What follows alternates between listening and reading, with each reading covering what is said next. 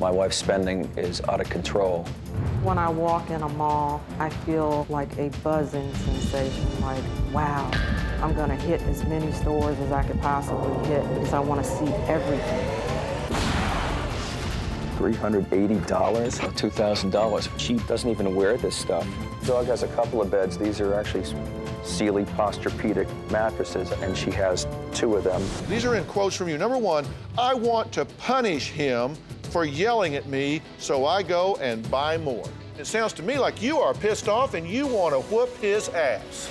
This is not a Bridgette problem. This is a Michael and Bridgette problem.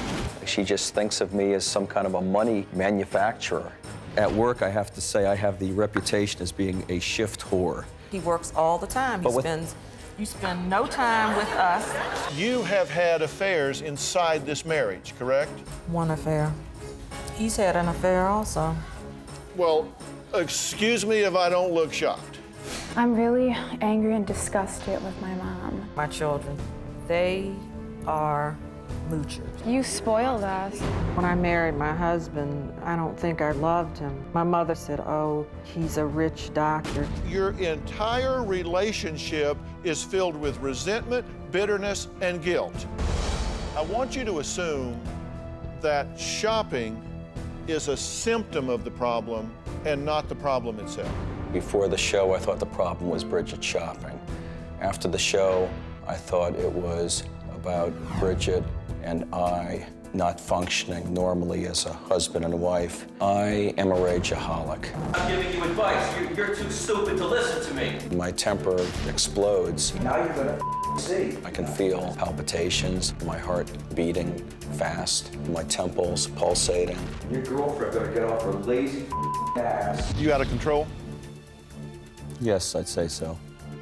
You said to your daughter, Lauren, if you're gonna do it right. Go down to a gun store, buy a gun, put it in your mouth, and blow your head off.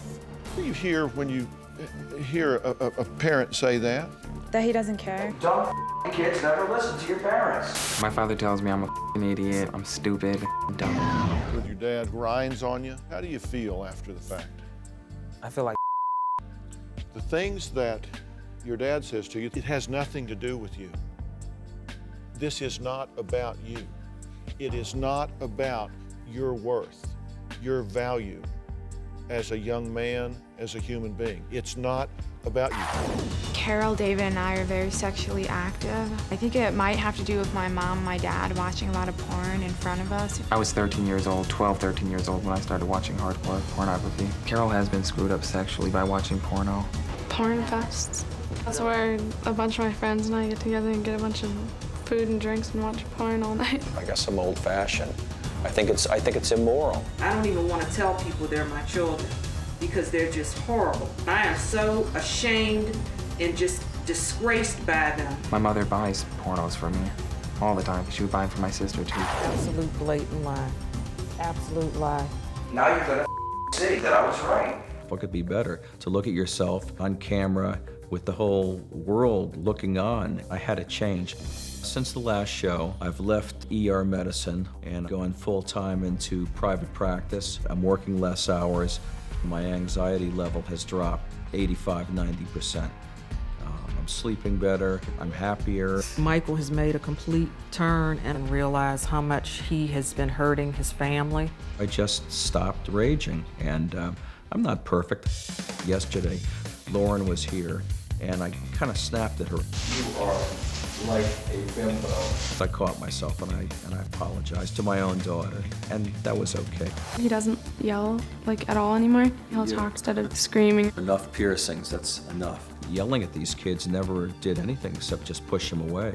I know that my kids are proud of me for the modest changes that I've made recently. It's a beginning. They've told me, you look happier, you're nicer. But that made me feel really good, and I feel very positive. Bridgette, she's really negative. I just wish I could find a way to make her happy consistently.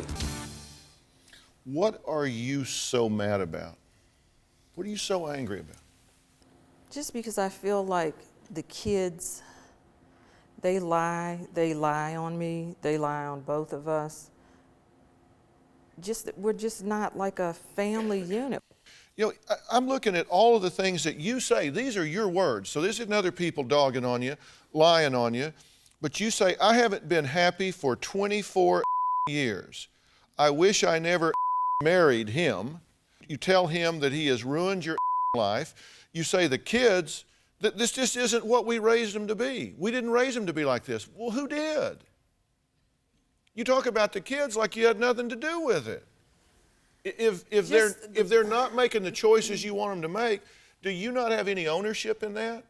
Well, they're adults now. They don't live with us. You've been raising adults since they were born. True. You've taught them how to think. You've taught them how to reason. You've taught them accountability or not. You've modeled in your relationship. I've not been consistent with them, I will say that. Oh, I think you've been pretty consistent. Well, no, like with discipline and things like that. I've let them get away with too many things. You say you hate your life. You hate what you've become. That's your quote. I hate who I have become. I do. Who have you become? This horrible person who's depressed, who can't get the shopping under control, who feels like her kids are all screwed up.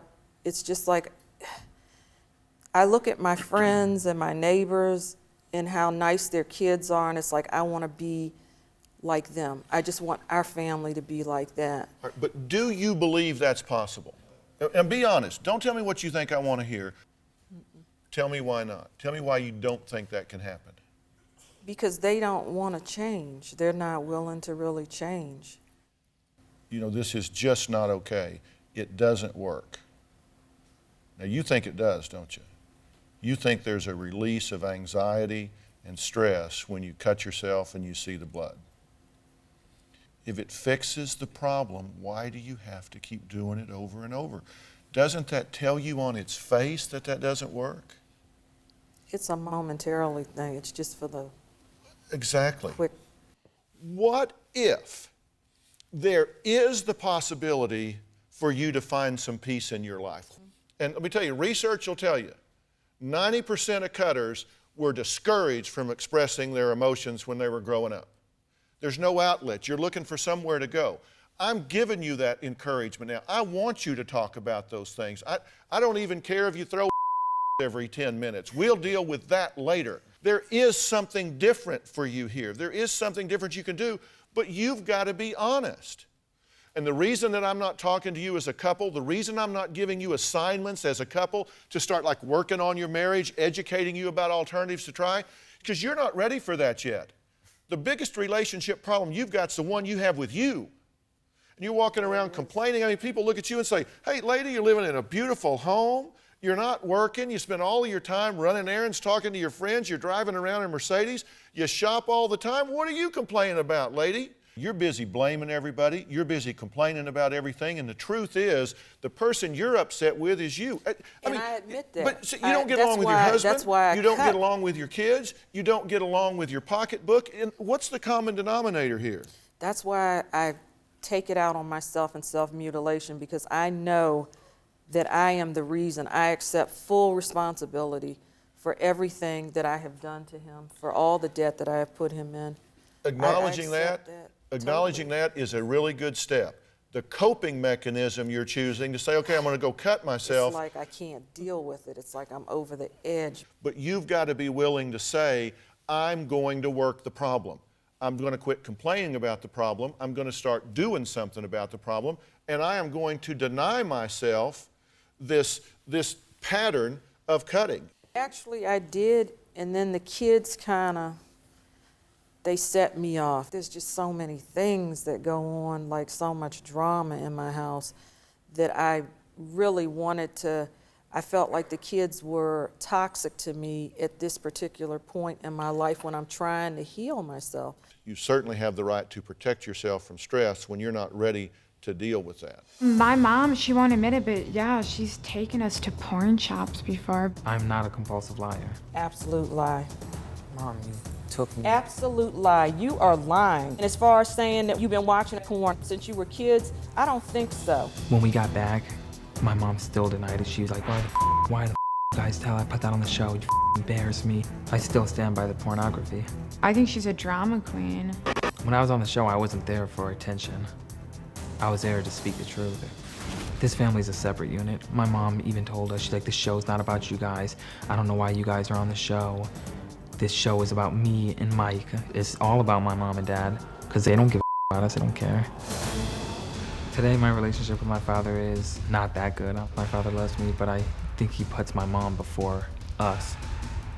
He worries about her more than us. From watching my mom cut herself, I use a razor to cut myself. I never used to do this. Did you see your sister's arms? I saw the 2 lines when I done them. She got it from you. No, she didn't get it from me. I don't cut my wrists. You cut your arms. I don't cut my wrists. But still cutting. Not the same way. Right now, I'm proud of myself for getting an apartment and getting a good job. I still think my mom and dad treat me like I don't exist to them, like they don't acknowledge me. I've called them thousands of times asking them, can they come see my apartment, see what I've accomplished? This is my first place I've ever got. They won't come. It's uncomfortable. It pisses me off.